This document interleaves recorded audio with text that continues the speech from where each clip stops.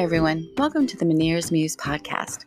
My name is Heather, and I was diagnosed with Meniere's disease and vestibular migraine in 2017 and found myself craving connection with other warriors, and found the more warriors I met, the more inspired I was, and that my hope for healing came to light. I created this podcast to share stories of vestibular warriors, regardless of their diagnosis or where they are in their journey, to give hope so no one feels alone. If this podcast may benefit you or someone in your life, please forward this to them and make sure you hit the subscribe button. If you know someone with an inspiring story, please find my contact information below. We all have a story. Let yours inspire others. I feel I must mention, by listening to this podcast, you agree not to use this podcast as medical advice to treat any medical condition in either yourself or others. It is not a substitute for professional medical advice or consultations with your healthcare professionals. We're here to share stories and give hope. Please consult your own physician for any medication questions or medical issues that you may be having. Our bodies are uniquely ours, and something that may work for one person may not necessarily work for you.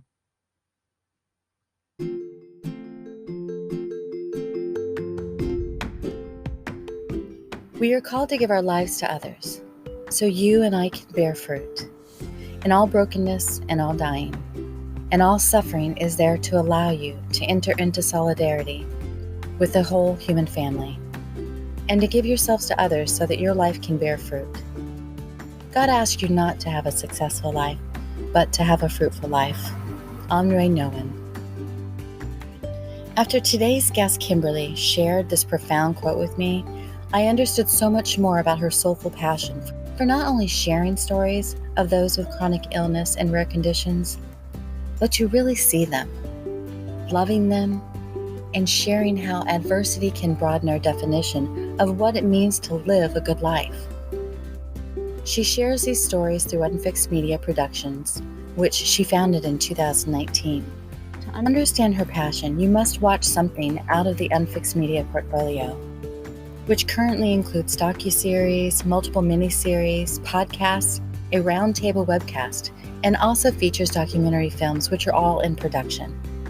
Her own experiences living with a rare neurological disorder of MdDS and vestibular migraine has empowered Kimberly to take a larger advocacy role within the chronic illness community, where she writes and speaks about her own patient experience.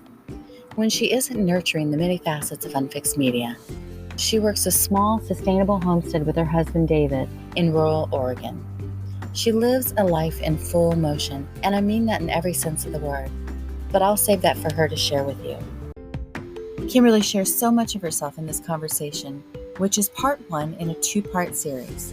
Please welcome my friend and fellow VeDA Ambassador, Kimberly.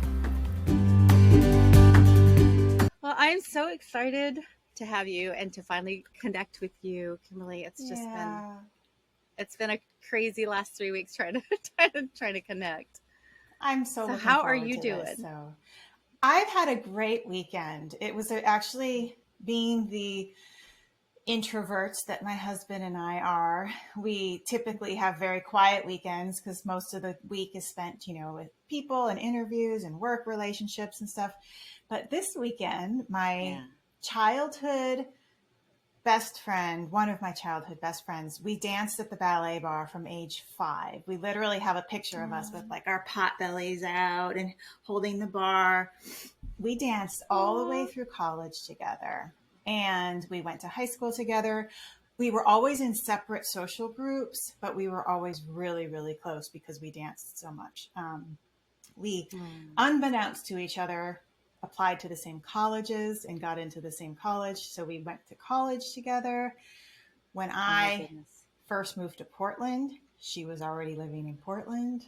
Didn't know that she was living here. So we've had these separate lives, but really cool, just a deep bond. And so anyway, she was down here for a conference. She's a environmental lawyer who is just doing some incredible work around the world for biodiversity. And she was down here speaking, and she visited, and I haven't seen her in years. So we had Saturday together. Now And that was really sweet.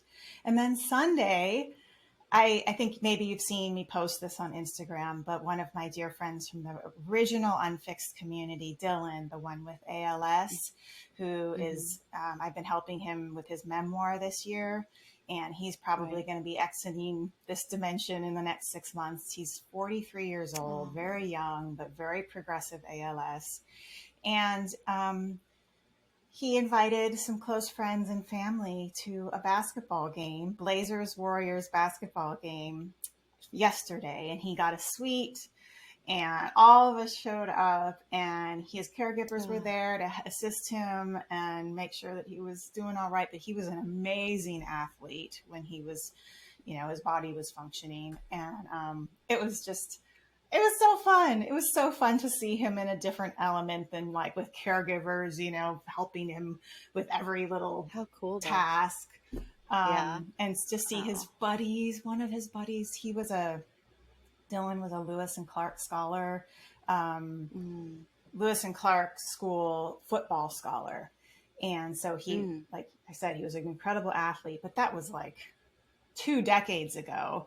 And one of his football buddies from his early college years showed up for him in every way when Dylan was first diagnosed with ALS, and would come to his apartment and watch the games with him and fix anything that his mom needed fixing around the apartment. And it's, this big football guy you would never suspect.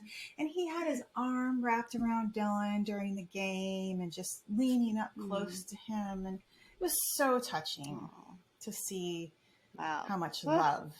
I know. So yeah, it was a good weekend. That's a great weekend. Wow. And to be a part of something like that. Yes, it was. It's been quite a journey to help Dylan with this book, because he can't write much anymore. And when he does write, it's always with his eyes, this eye tracking device that types each letter out. And so I ended up interviewing.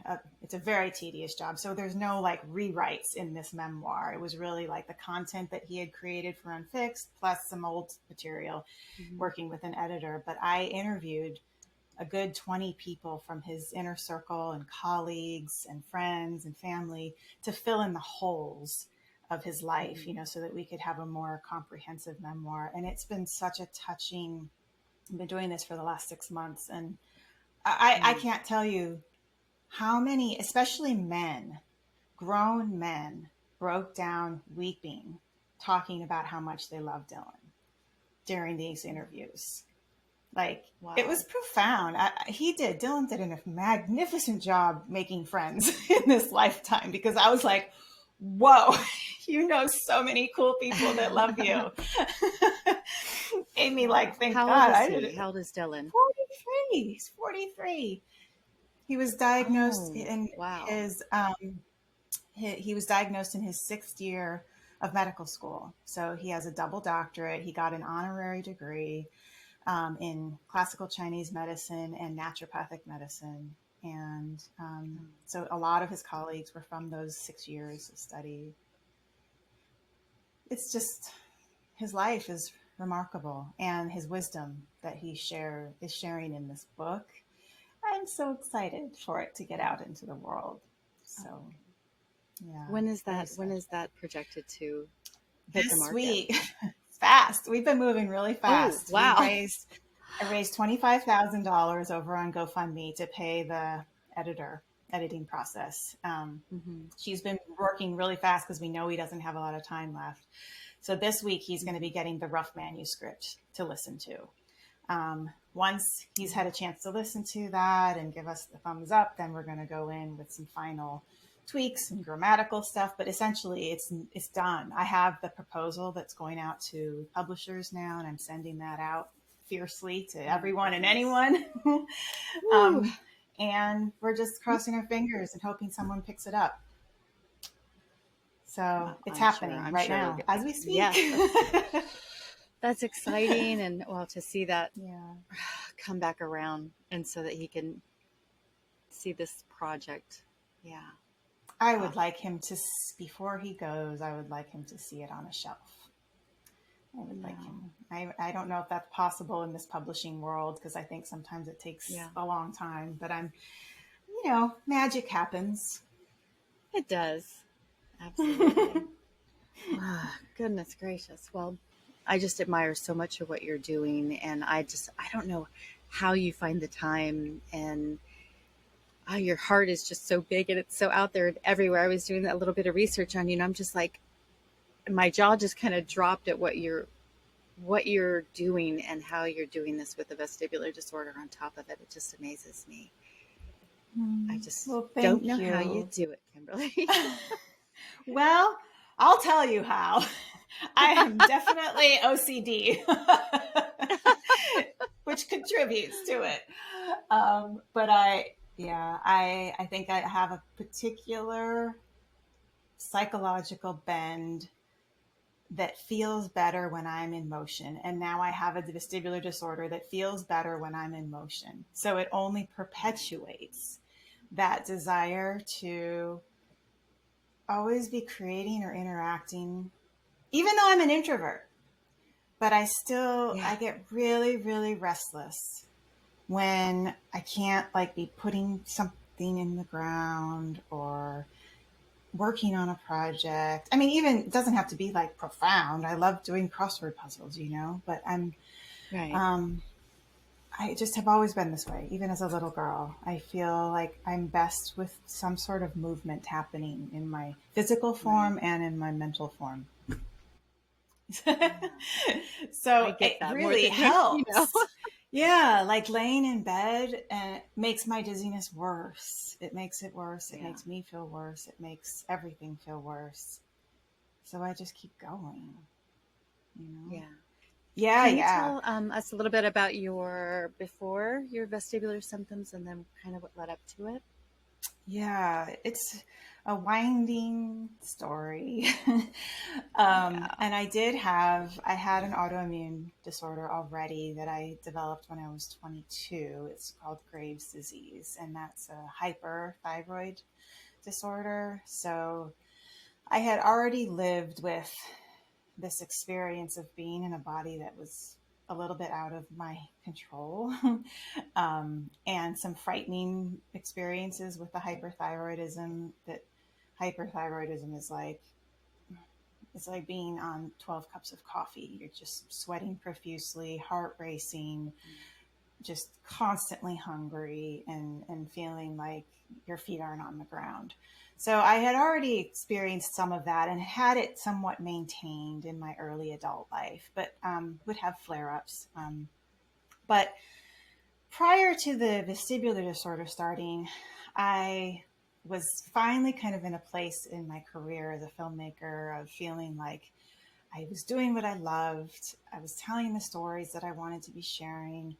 I had just finished a film that was going to be showing down in Hollywood in 2014. And it was actually a story, kind of a coming of age story about a ballerina who had to face the darkness, a secret about her own life, in order to discover the light of her own soul. And in this process, I was in a really bad bicycle accident prior to going down to LA. And my husband was with me. I was what they call doored. So a door opened up in front of the bike lane really fast. And I flew over the door and into the street, and I cracked my pelvis, and I hit my head and cracked my helmet, and didn't know in the moment that it happened that I had cracked my pelvis. I just knew that I couldn't move. So that sent me into a couple months of bed rest. I didn't go to surgery because the fracture was what they call non-displaced. And they said, well, if you just don't move for 2 months, then you'll be good. So I was completely immobilized. But during that same week of that bicycle accident, where my foundation was cracked, I had just discovered, not the actual DNA test yet, but I had discovered some more information about my paternity, my biological father. I thought the man that raised me was my biological father. And in the weeks up to that bicycle accident, I had learned the story of a man who my mother had a one night beautiful fling with at a hippie music festival in Canada. And, um, and anyway, I found out the details that he had died young in a sailing accident when I was only 10 years old. And I found the family names and the obituary and all that. So I was researching it restlessly right before this bicycle accident. Yeah. And I had this sneaking suspicion already, like something's not like, I think, and I saw a photo of him on like a Google image and I was like, that looks like me. So anyway, details. It's a long story, but two things fractured in the same week. One was my identity and one was my physical foundation. Fast forward through the bed rest. I did eventually take a DNA test and found out that man was my biological father and the man that raised me, who I adored and had really much, had formed my identity around because my father was a physician, right, the one that raised me. So found out that he wasn't my dad and it just bottomed me out. I had a nervous breakdown in the truest sense of the word. That's when all of these details coming together, that's when I started not immediately 24/7 dizzy, but having some episodes. I remember the first episode I was in the car driving and all of a sudden the car just went woo, like it felt like it did a big somersault while I was on the highway. And then another time I was sitting. And this is after you recovered? I'm sorry. This is after you recovered from the... Yeah. So I had completely recovered from the bicycle accident. I was walking again. I was working again. Right. But I was also anxious. Like I noticed that my resting level wasn't getting back to a kind of this calm. It started to feel like I was having hyperthyroid episodes where I was sweating more and my heart was racing more. So the anxiety was not being managed because I didn't think it was anxiety. I thought it was my thyroid just kind of like, oh, it's just off. Right. So, it was about 6 months after that I started having these one-off episodes.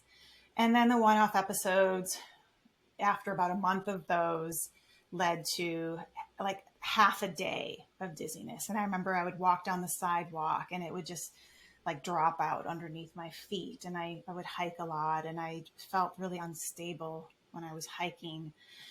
So that's when I started to see I went to a primary care and my naturopath, and they thought, let's check your thyroid. Let's do all the things that we've checked before, and things looked okay. And so we just hoped and crossed our fingers because nobody knew what it was.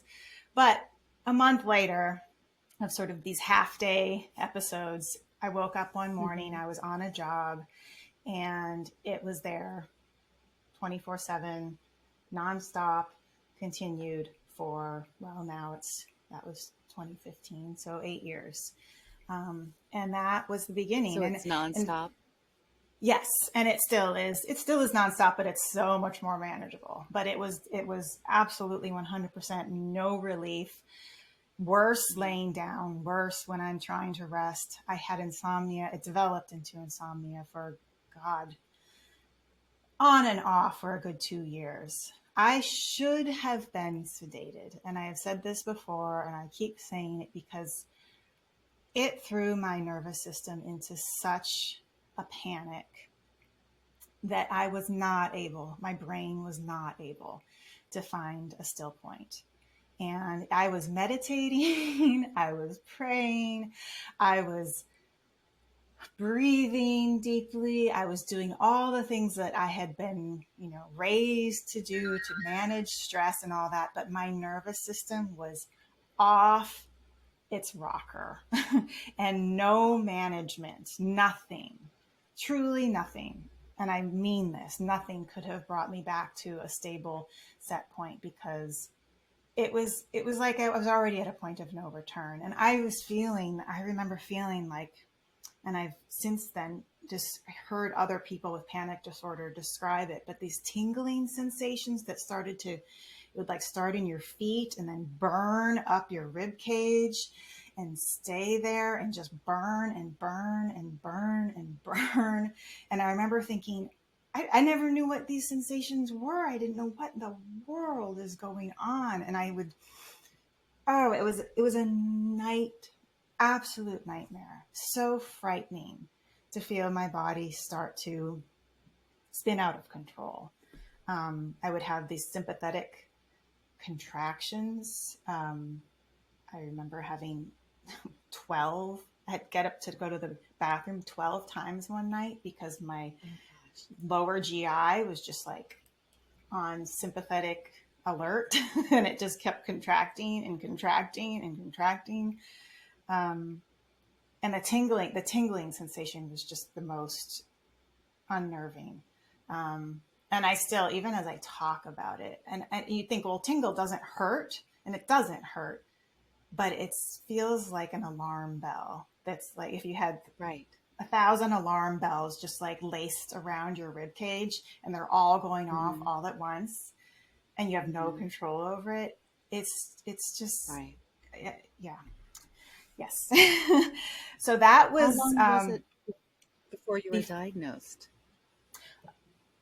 4.5 years. Oh, my goodness. Years. So what happened that was pretty recent.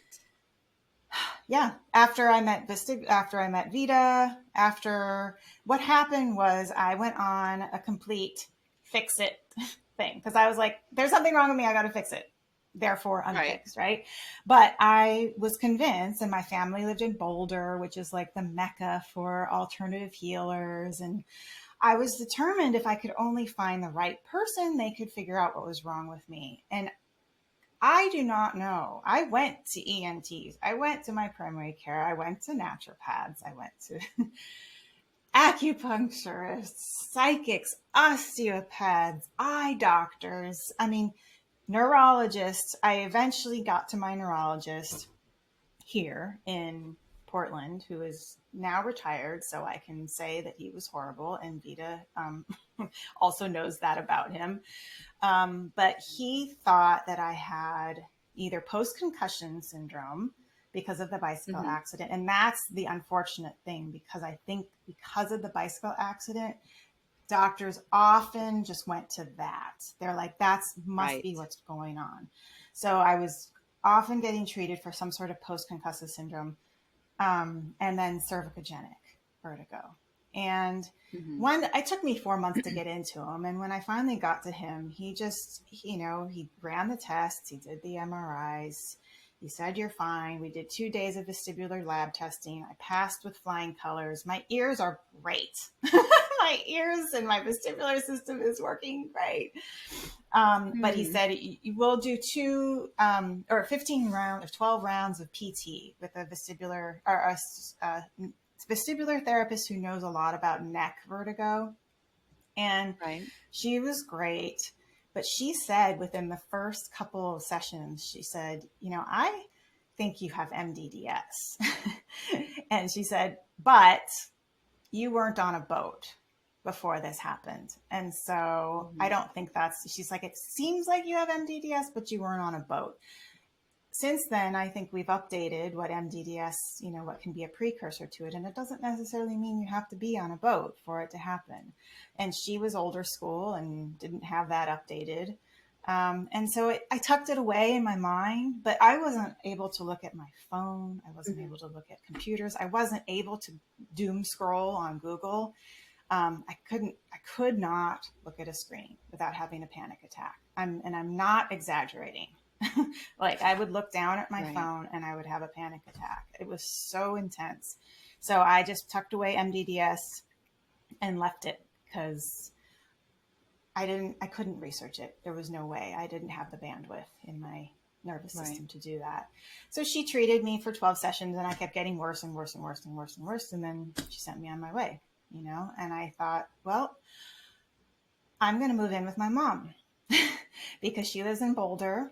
And my husband was not capable at the time of doing research for me because he has a adult child with disability and intellectual disability and during all of this, while I was hitting rock bottom, he was hitting rock bottom too, because her mother had just been charged with embezzlement and had been sent to prison. And so suddenly he had full custody of his adult daughter. Yes. So his worst nightmare came true. That's a lot to be going on in your life. It all It's happened really at heavy. once. And he was like, you know, fell in love with me because I was independent and a go-getter. And suddenly I needed to hold his hand to like walk across the street. And then I would say, I can't even go any further. And I'd go back to the house. So he was looking at me like, you're crazy and you're making my life worse. And I get it, you know, because he was having the worst nightmare of his life.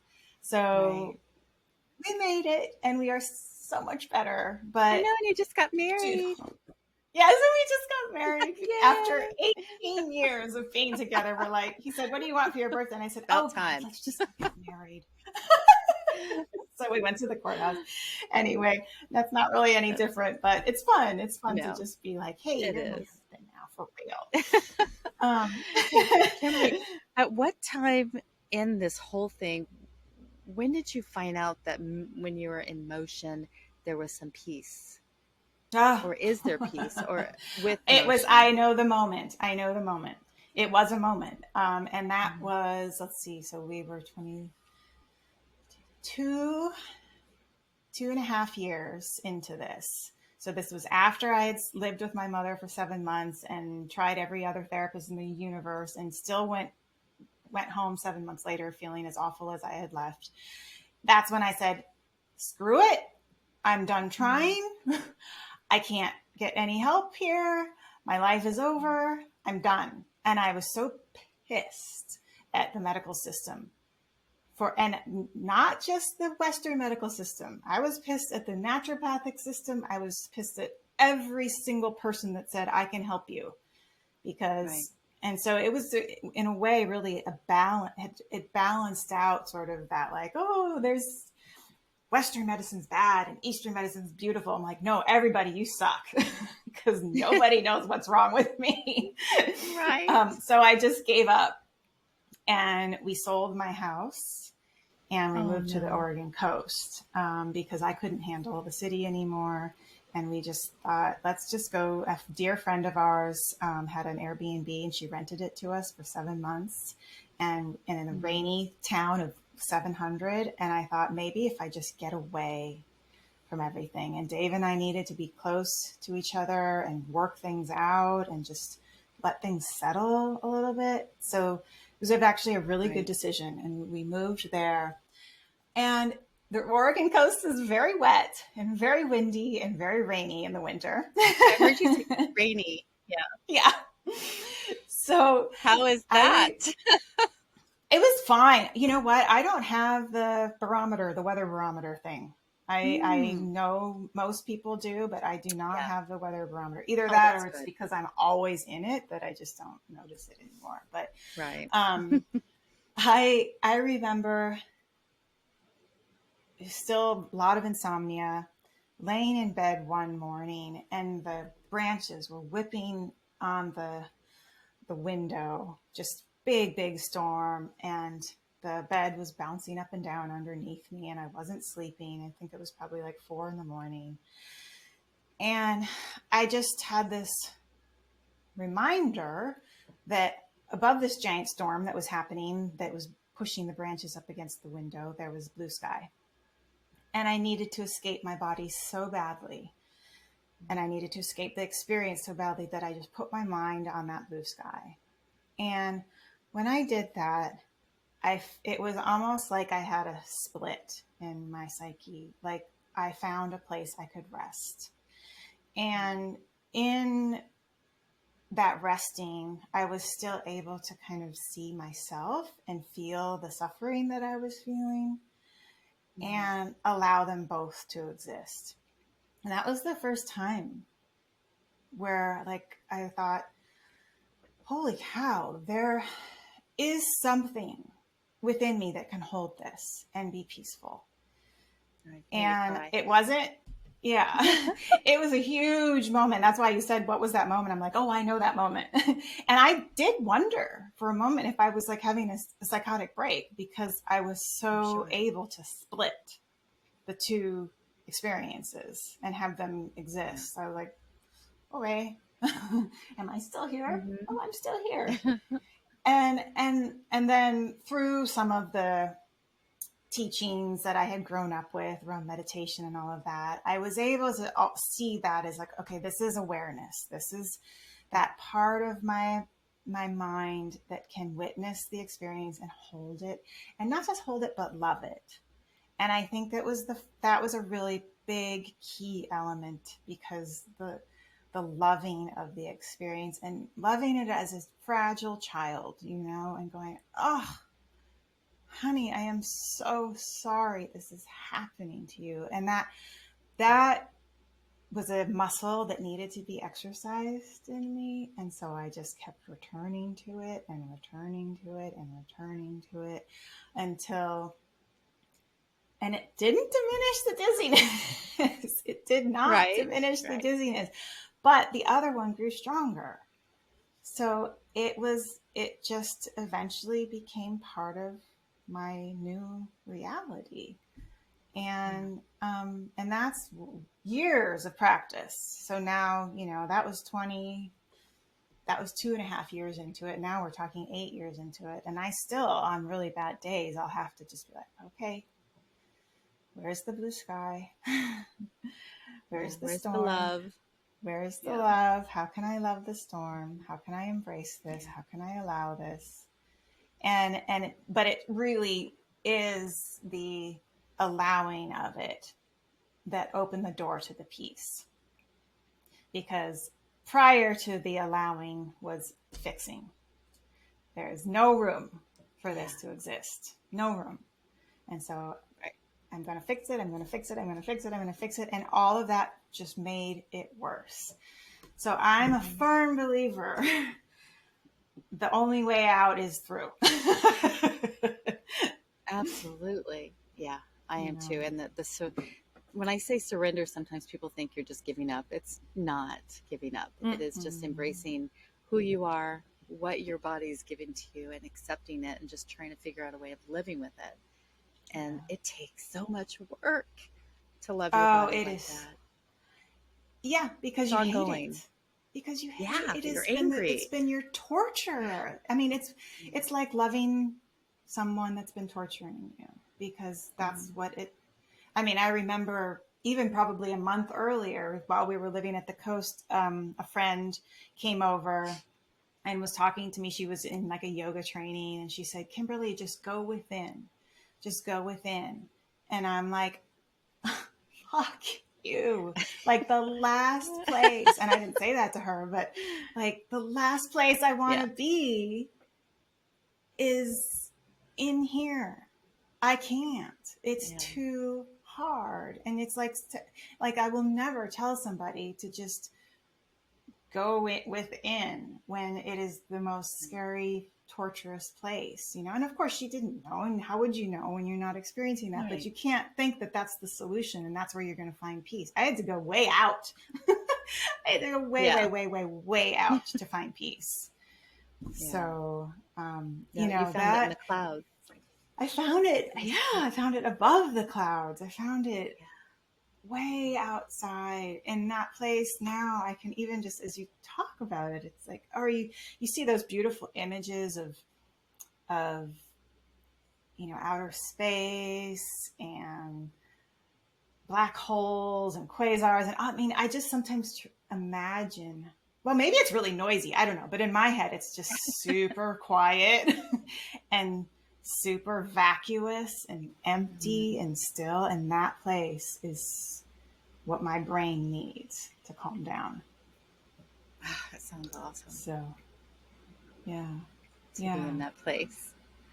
Well, through all of this, you have done a lot for the community. And I know that we missed all your backstory of where you stopped working and then coming through all of this, and then where you started working and what you're doing now for not only the vestibular community, the chronic illness community in general.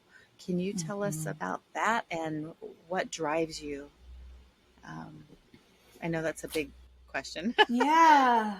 Well, gosh, I heard this. I'll start with what I heard this podcast the other day. It's a beautiful podcast. It's called All My Relations, and it's between two American Indian women, and they're Hmm. just talking with different people from their community about food and religion and all these sorts of things. And anyway, one of them just said she was talking to one of the elders and about like her purpose.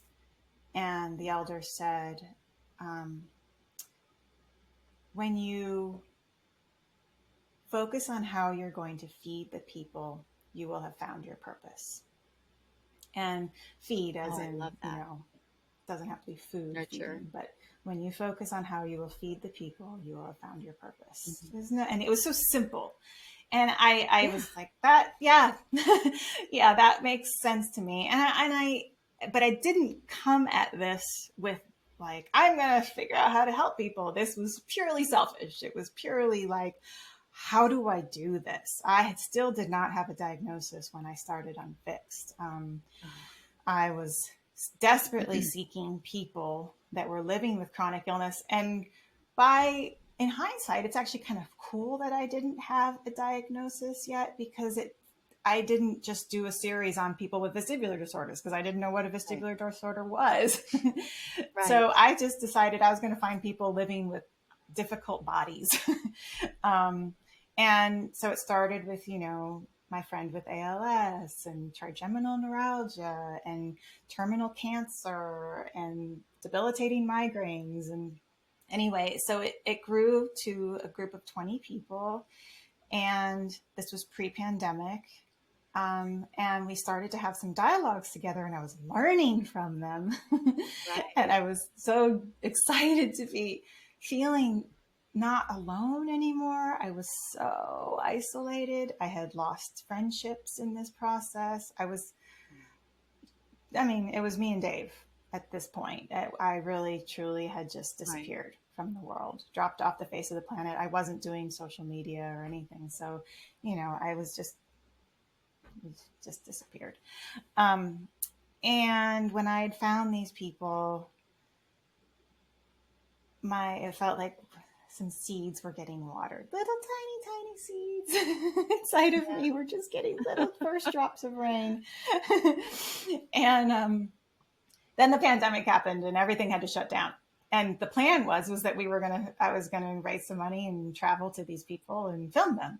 So when the pandemic happened, so glad it did, because then it forced me to do this whole thing over a longer period of time, develop deeper, more intimate relationships with all of them, and just film them remotely, which ended up being way better and less expensive than, doing this with a film crew. Even though we did do a few film days with 2 subjects before the pandemic. So I was getting my feet back underneath me, but it was really scary. And so, like, I remember even those first 2 film days with the subjects before the pandemic, I was a nervous wreck, like, barely could feel my feet. I'd go into the bathroom and just stomp my feet on the ground and think, like, trying to feel my heels underneath me, and I'm like, I am such a different body now. Like, I can't even. I was such a go-getter and always such a yes person. And now I'm like afraid. I'm afraid. I was afraid all the time. And I thought, how am I even going to ask interview questions? Because I'm sitting here like feeling all this motion, and I'm more concerned about my anxiety than this person sitting across from me. Anyway, it was like living in a different body. And I wasn't certain that it was sustainable, but I was going for it anyway because I was tired of saying no to things. Yeah. So anyway, it snowballed after that, as you know, and the pandemic assisted in that process because I could take lots of breaks and I could really control the situations and not get my nervous system out of hand. I met the Vestibular Disorders Association, and eventually that led to the Life Rebalance Chronicles, which taught me about Dr. Bay. So I finally found a neurologist that could help me. Oh, is that who you saw? I didn't know that. Yeah, that's who I saw. And fortunately, because it was pandemic time, so I didn't have to fly to Texas. Right. Yeah, so it all, I tell you what, I mean, bless all the hearts that suffered through the pandemic, but for me, it saved my life in a lot of ways. It really was an important part of where I am now, because of the world retreating. I needed the world to retreat because I was already retreating. And suddenly the world joined me in the retreat. So yeah, Dr. Bay, I met in, oh my gosh, I want to say 2020, so 4.5 years, mid to late 2020. Okay. And that's when and I wasn't certain because I had already met some people with PPPD at that point. And I thought, well, maybe I have PPPD. And he said, no, you have mild debarquement. And I was like, well, why? Because it sounds a lot like PPPD. And he said, because when you're in motion, you feel better. So I don't know. The jury's out. I still think some people raise their eyebrows at that, but I trust Dr. Bay. And he gave me a medicine. You know, I started a very low dose of medication, and I love it. I think in hindsight, I should have been on this even before the vestibular disorder, because the way I describe it, even at this basketball game that I was at yesterday with lights and lots of activity and noise, this medicine makes me feel like I have this soft blanket filtering me, protecting me from the world. And I still get to experience the world, but it doesn't have these like dagger fingers, that are penetrating me. And even prior to the disorder, things would rile me up big time. I'm excitable. I think I have a very excitable nervous system. And on a high side, I get excited about things, but on a low side, it can burn me out. Right. So I don't feel burned out by things. Way more resilient on this medication. Oh, that's good. Do you think doing all this with with both communities, the entire community, was kind of therapeutic for you? I would think it would be so therapeutic and cathartic. It is. I don't even know if it's like my spirituality. It is my church. It's I get that. My heart has opened in ways that it never had opened before. Can I read you a little quote? Because I was just looking at this. Please, yes. This is actually my aunt, Chris, my mother's sister, would occasionally send me these because she loves the UnFixed work. And she's goes to this church in DC where I don't know if it's her minister or I think it is, but anyway, his name is Henry Newen. And she said, we are called to give our lives to others so you and I can bear fruit. And all brokenness and all dying and all suffering is there to allow you to enter into solidarity with the whole human family and to give yourselves to others so that your life can bear fruit. God asks you not to have a successful life, but to have a fruitful life. And that just, to me, this experience entered me into solidarity with the human family.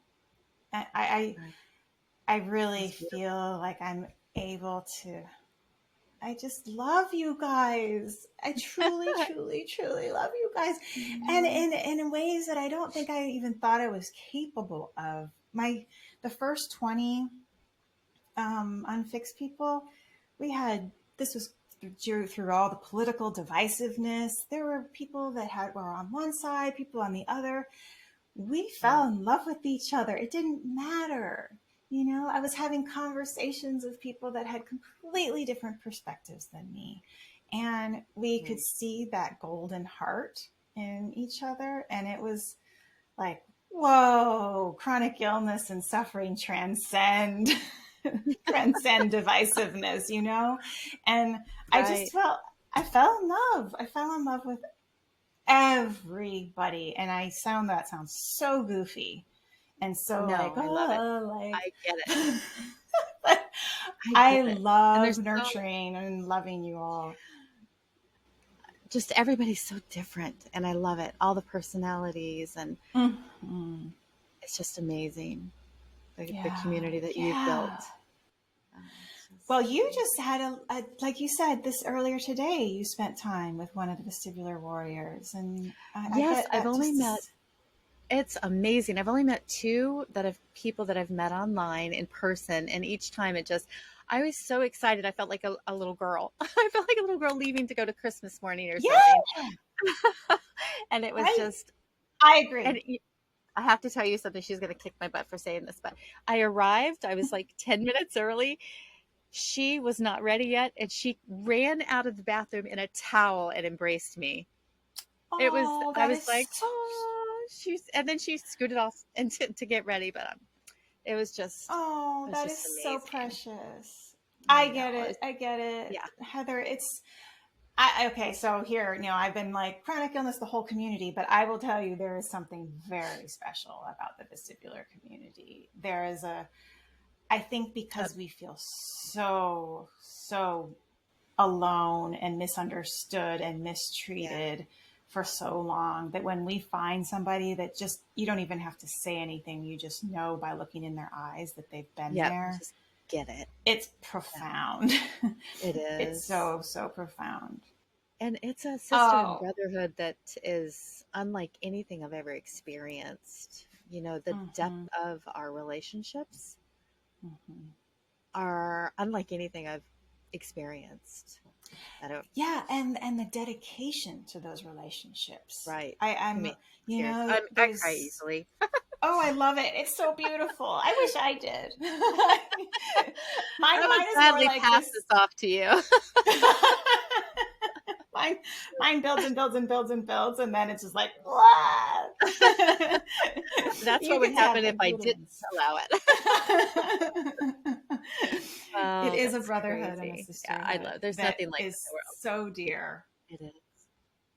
I think we're very similar. I have my theories about why, because I know we're all very different. We have different lives and all of that. But I think if I were a psychologist and I could study our brains and how they operate in the world, I would think that a lot of vestibular patients have similar socio-psychological proclivities, probably erring towards perfectionism, probably erring towards compulsiveness, but very kind and empathic and generous and open and porous to the world, which makes it, hard to live life, but also makes you connect really deeply with people when you find those that do the same. And I think there's just a deep energetic resonance between us. Absolutely. I love it. Stick around for part 2 in this 2-part series where Kimberly shares a bit more of her story. We are looking forward to Life Rebalance Chronicle docu-series that's going to be starting season 2 in a few days. Yay! Find the link below to go ahead and watch season 1 and keep your eyes out for season 2, which begins with the lovely Marissa, her story. Thank you so much for being here. If you would like more information or to reach out to Kimberly, please find her links in the notes below. If you would like to reach out to me, Heather Davies, please find my information below as well. If you would like more information on vestibular disorders, please go to the Vestibular Disorder Association website.